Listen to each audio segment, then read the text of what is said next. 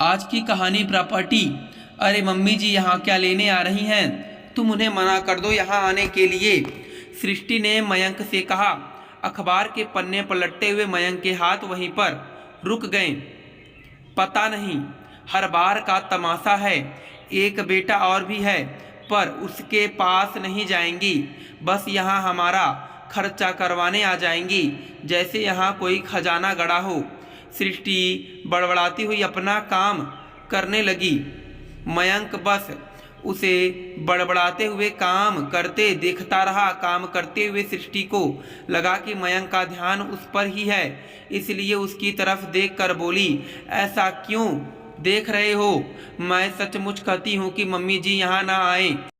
दम्भ तो दो बेटे की माँ की भतरी हैं और सेवा सिर्फ एक से करवाती हैं। सृष्टि तुम क्या कह रही हो? ऐसे कैसे मना कर दूं यहाँ आने के लिए? उनकी तबीयत ठीक नहीं रहती है, इलाज की ज़रूरत है और अभी अनुज की फाइनेंशियल कंडीशन भी सही नहीं चल रही है। मयंक ने कहा। उसकी कभी फाइनेंशियल कंडीशन सही भी रही थी? जब भी खर्चा करवाने की बात होती है वो यहाँ चली आती हैं। मुझे नहीं पता, इस बार मैं उनका कोई काम नहीं करने वाली हूँ। सृष्टि ने दो टूक जवाब दिया। सुनकर मयंक हैरान रह गया। आखिर उसने मम्मी की सेवा कब की? उसकी और अनुज की शादी एक साथ ही हुई थी, घर में दोनों बहुएं भी तो एक साथ ही आई थी, पर सृष्टि तो कभी मम्मी के पास रुकी ही नहीं। पर वो सृष्टि से बहस नहीं कर सकता था, इसलिए चुपचाप रहा। आखिर अपनी मम्मी को आने के कैसे इनकार कर दे? अब तो एक काम कर सकता था, मम्मी को अनुज के घर बुला ले और पैसे टके से उसकी मदद कर दे। उसकी पत्नी मानसी समझदार है, वो मम्मी की सेवा कर लेगी। बस पैसे टकों में ही कमज़ोर है, नहीं तो किसी से कम भी नहीं है वो लोग। और मम्मी भी उनके साथ खुश रहेगी, नहीं तो सृष्टि तो उनसे बात तक नहीं करेगी। उसने अनुज को फ़ोन लगाकर कहा और उसे अपनी समस्या बताई तो अनुज भी तैयार हो गया। आखिर पैसे टके की ही तो समस्या थी, वो भी अगर हल हो गई तो दिक्कत क्या थी? हालांकि अन्य भौतिक सुविधाएं नहीं दे सकते थे, पर उनकी सेवा तो कर ही सकते थे। अनुज ने फ़ोन करके अपनी मम्मी को अपने पास ही बुला लिया और मम्मी भी खुशी खुशी उसके पास आ गई। आखिर मम्मी भी अच्छे से जानती थी कि बड़ी बहू तो उनके आने के नाम से ही बिगड़ गई होगी।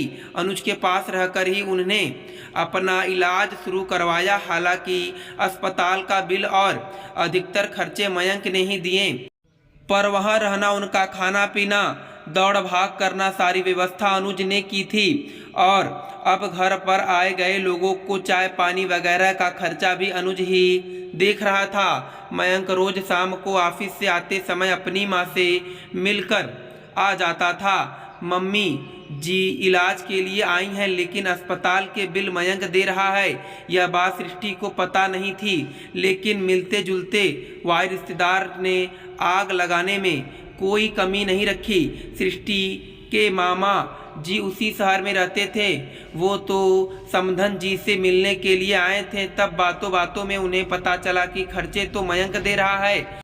बस उन्हें मौका मिल गया और वहाँ से वो उनसे मिलकर सृष्टि के घर पहुँच गए और वहाँ जाकर उसे बता दिया, सृष्टि तेरा पति तो अपनी माँ के इलाज के लिए खर्चे अकेले दे रहा है। आखिर कब तक यूं ही अकेले लुटाता रहेगा? भाई तेरे देवर देवरानी की तो अभी बहुत मौज हो रही है। खर्चा तेरा पति दे रहा है और नाम तेरे देवर का हो रहा है। भाई माँ की सेवा वो कर रहा है, इलाज को करवा रहा है। सृष्टि तू तो सीधी ही रह गई। आज के ज़माने में तुझे तो तेरे ससुराल वालों ने बेवकूफ़ समझ रखा है, कहकर घर में आग लगाकर वो चले गए पीछे। सृष्टि कैब करके सीधे अनुज के घर पहुंच गई। गुस्से में तमकती हुई अंदर गई तो मयंक भी वहीं बैठा हुआ था। उसे देखते हुए गुस्से में बोली, पता था मुझे तुम यहीं बैठे होगे अपनी माँ की सेवा चाकरी करने के लिए।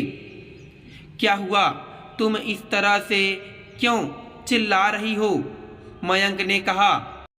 चिल्लाऊं नहीं तो क्या आरती उतारूं तुम्हारी? मेरे मना करने के बावजूद भी तुम मम्मी जी के इलाज के लिए पैसे दे रहे हो। सारा पैसा अपने परिवार वालों को खिला दो और हमें रोड पर ले आओ। सृष्टि गुस्सा होती हुई बोली, अरे ये मेरी मम्मी है, कुछ सोच समझ कर तो बोलो। इनके इलाज के लिए मैं भला पैसे क्यों नहीं खर्च कर सकता। हम दो भाई हैं, दोनों मिलकर क्या कर रही हैं ये हम ही जानते हैं। आखिर तुम्हें समस्या क्या है? दो बेटों की माँ है ना ये, दोनों को प्रॉपर्टी में भी बराबर हिस्सेदारी देंगी ना। तो इलाज करने का ठेका तुमने अकेले ही ले लिया है क्या? बहू मेरी बात तो सुनो। मम्मी जी ने कहना चाहा, मैं आपसे बात नहीं कर रही हूँ। पता नहीं क्या घोल कर पिला रखा है इन्हें, जो ये अपनी पत्नी की तो सुनते ही नहीं हैं। हर समय बस माँ माँ का राग अलापे रहते हैं। सृष्टि मम्मी जी को सुनाते हुए बोली, भैया आप अभी भाभी को लेकर घर जाओ, हम बाद में बात करेंगे। अनुज हाथ जोड़ते हुए मयंक से बोला। ये सुनकर मयंक ने उसकी तरफ देखा, पर सृष्टि बोली, लो सुन लो, अब यही औकात है तुम्हारी। ये तुम्हारा छोटा भाई तुम्हें अपने घर से निकाल रहा है। वो मुझे घर से नहीं निकाल रहा है, तुम्हारी इस चिल्लाहट को सुनकर ही मम्मी की तबीयत खराब ना हो जाए, इसलिए घर जाने को कह रहा है। अब चलो यहाँ से, कहकर मयंक सृष्टि का हाथ पकड़कर उसे अपनी कार में ले आया और घर रवाना हो गया। पर घर आकर भी सृष्टि ने काफ़ी हंगामा किया। वो तो बस जिद लेकर बैठ गई कि तुम तो अपना प्रॉपर्टी में हिस्सा लो और रिश्ता ख़त्म करो।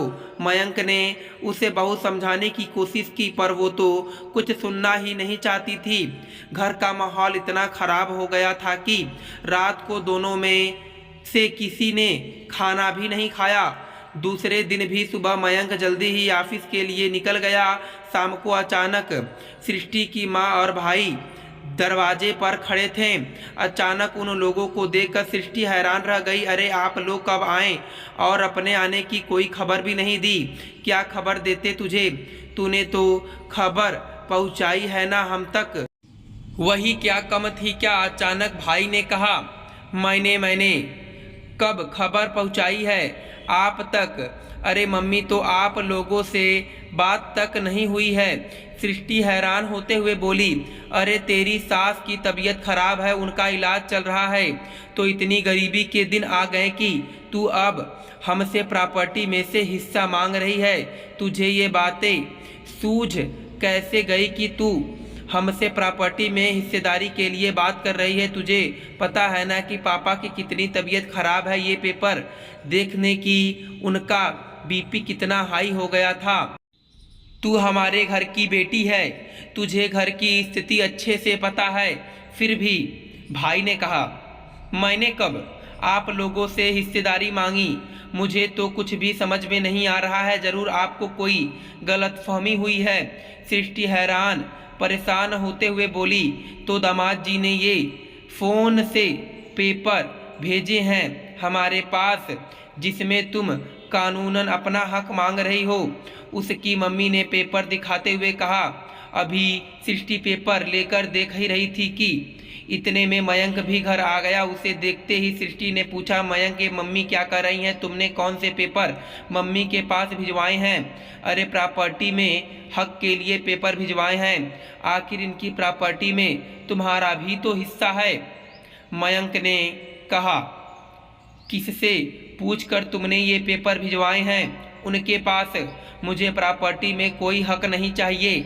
मुझे क्या मेरे मायकों की स्थिति का पता नहीं है? कैसे मेरा भाई घर चला रहा है, पापा का इलाज करवा रहा है, अच्छे से जानती हूँ मैं। ऐसे में तुम क्यों मेरे रिश्ते बिगाड़ने में लगे तुले हो? सृष्टि गुस्से में बोली, अच्छा ऐसा करने से तुम्हारे रिश्ते बिगड़ रहे हैं और मेरे रिश्तों का क्या? सुनते ही सृष्टि चुप हो गई, पर मयंक ने बोलना जारी रखा। अभी कल क्या किया था तुमने? तुमने भी तो मेरे भाई के घर जाकर तमाशा किया था ना। यहाँ तक कि मेरी बीमार माँ को भी सुनाकर आ गई। क्या तुम्हारे कारण मेरे रिश्ते नहीं बिगड़ रहे हैं? तुमने ही तो कहा था ना कि अपनी मम्मी से प्रॉपर्टी में हिस्सा ले लो और ये रिश्ते ख़त्म कर लो। तो ये बात तुम पर भी लागू होती है। अगर मैं अपने रिश्ते ख़त्म कर सकता हूँ तो तुम्हें भी अपने रिश्ते ख़त्म करने पड़ेंगे। ये बात हम दोनों पर लागू होती है। अगर कर सकती हो तो बोलो, वरना बेवजह मुझे और मेरे परिवार वालों को परेशान मत करो। मयंक ने अपनी आवाज़ तेज करते हुए कहा। सुनकर सृष्टि से कुछ कहते नहीं बना। वैसे मयंक जी गलत नहीं कह रहे हैं, रिश्ते दोनों तरफ से निभाते हैं। अगर तुम्हें उनके रिश्तों से समस्या है तो अपने भी रिश्ते ख़त्म करो। सेवा नहीं कर सकती तो बीच में टांग भी मत अड़ाओ, मम्मी ने कहा। और तुम्हारे कौन से खर्चे में इन्होंने कटौती कर दी जो तुम्हें उनकी माँ के इलाज पर खर्च किए जाने वाले पैसों से समस्या है? अगर तेरी भाभी भी तेरी तरह हरकतें करने लग जाए तो सोच, मम्मी पापा को मैं किसके पास छोड़ूंगा? भाई ने भी कहा। आखिर माँ और भाई को अपने पति के पक्ष में बोलता देखकर सृष्टि कुछ ना बोल सकी और अब उसने चुप रहना ही बेहतर समझा। दोस्तों, मैं उम्मीद करता हूँ कि आज की कथा आपको पसंद आई होगी। फिर मिलेंगे अगली कथा में। आप सभी का धन्यवाद।